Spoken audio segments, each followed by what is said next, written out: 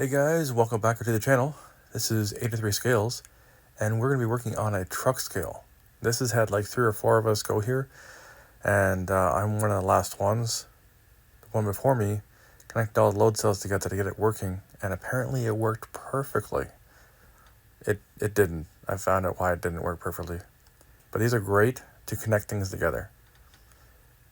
On the scale itself, upon inspection, I found numerous load cells that never had their pins cut down. So they were resting on, like the load cells themselves were resting on the pins.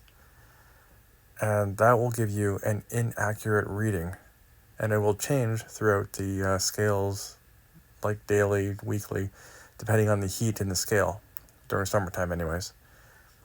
So we started out as negative 1120. And that's just a reading where we didn't do anything to the scale. So that'll say with the temperature from when it was zeroed out to when we started working on the scale.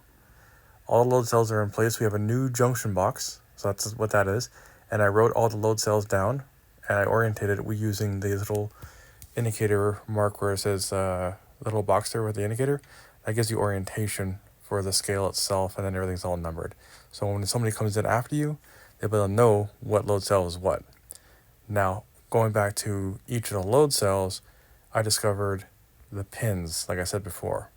So we fixed the junction box. Now we're going to fix each load cell that has an impacted pin, if you want to go and say that. And that way the load cell is not resting on the pin. The first one we cut, every single one. we went down, well, up actually. Yep. How So is we went this up even plus. working? So we're still at negative 600. We're just cutting it down with the grinder. Sorry about the loud noises. But we just cut it off like that, and we do this for each individual one. So I just made it faster there. Very simple to do, just time consuming. So we go through it all, we cut them, make sure load cell is free and not resting on the pin. Once that's done, Yeah, cut all the way through, but it comes down on the thing. More You have to bind it between the. better There you go. than Get it's it out? ever No. been up Yeah, until let me this point, which is got amazing. As you can see here, we got some weight back, so it's gone from negative 600 to negative 540. So that pin wasn't so bad. The first one was the greatest one, and we'll keep doing this, and the load cells will become more accurate. The scale will become more accurate as we go through them all. One of the problems we also had, which we'll get to in a little bit, was that the access points, some of them weren't able to be opened up. So we weren't able to get them all. Therefore, we had to either cut them or drill them or make new access areas. And to do that, we used a mag drill. This is the sweet guy right here. Got a little reservoir for oil, and then we're able to drill.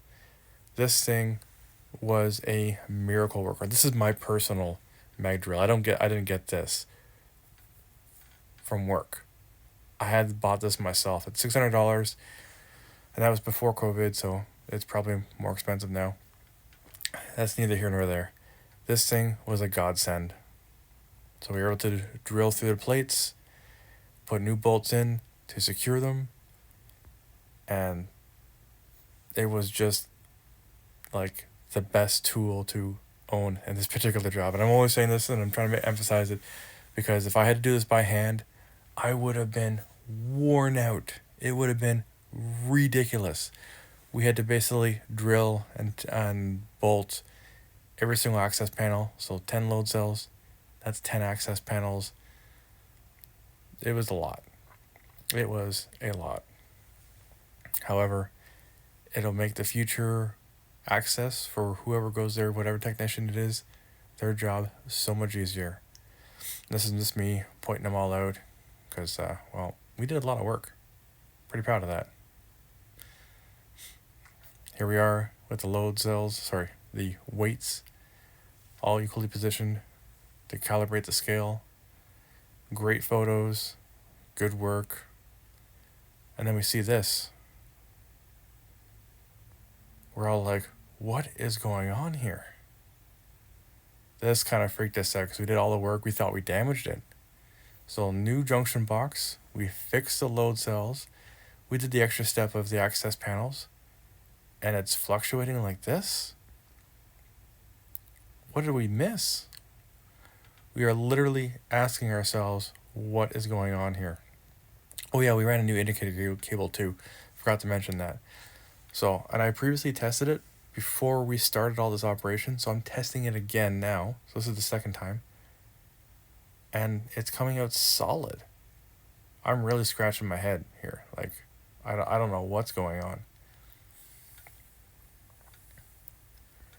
So in times like this, we literally start back to basics. So I rechecked the junction box, I checked the load cells, and I noticed this when I moved the indicator cable. Right there, that's a problem with the circuitry. So that means we need a new indicator. Long story short, we did end up putting a new indicator cable in there. New indicator. It fixed the scale. However, I didn't get video of that at that particular time. But this is one of those jobs that just kind of balloons out of control. So yeah, we did a lot of work on this scale, on this truck scale, and we found and conquered all the problems. I'm actually going to look further in my files to see if I can find something. So we ended up installing a 1280 indicator. I'm guessing we ran out of time, so I didn't make any videos on it. This indicator is a powerhouse, and it has truck scale setups built into it. You just have to initialize them. I will be making videos on this particular indicator, so in the future, stay tuned for a 1280 update from Rice Lake. As per normal, stay safe, have fun, and if you have any questions, leave them in the comments down below, and I'll get back to you when I can. Thank you.